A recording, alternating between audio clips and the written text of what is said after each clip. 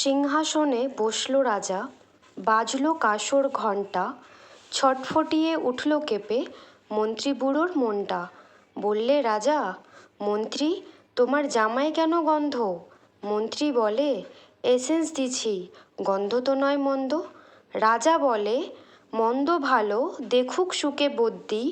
বদ্যি বলে, আমার নাকে বেজায় হলো সর্দি।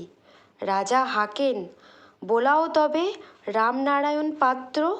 পাত্র বলে, নস্যি নিলাম এক্ষুনি এই মাত্র।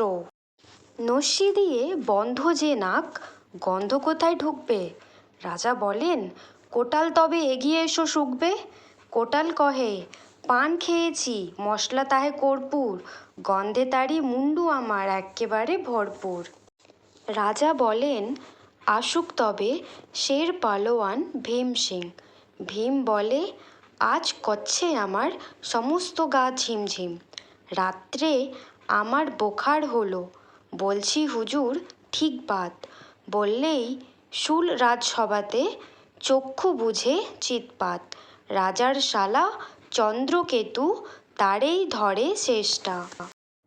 বলল রাজা, তুমিই না হয় কর না ভাই চেষ্টা। চন্দ্র বলেন, মারতে চাও তো ডাকাও না হয় জল্লাদ, গন্ধ শুকে মরতে হবে এই আবার কি আহ্লাদ। ছিল হাজির বৃদ্ধ নাজির, বয়সটি তার ৯০। ভাবলে মনে, ভয় কেন, আর একদিন তো মরবই। সাহস করে বললে বুড়ো, মিথ্যে সবাই বকছিস, শুকতে পারি হুকুম পেলে এবং পেলে বকশিস। রাজা বলেন, ১০০০ টাকা ইনাম পাবে সদ্য।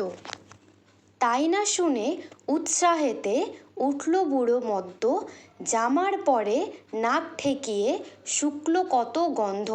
রইল অটল দেখলে লোকে বিস্ময়ে বাক বন্ধ।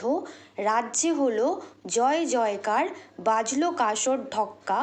বাপরে কি তেজ বুড়োর হাড়ে, পায় না সে যে অক্কা।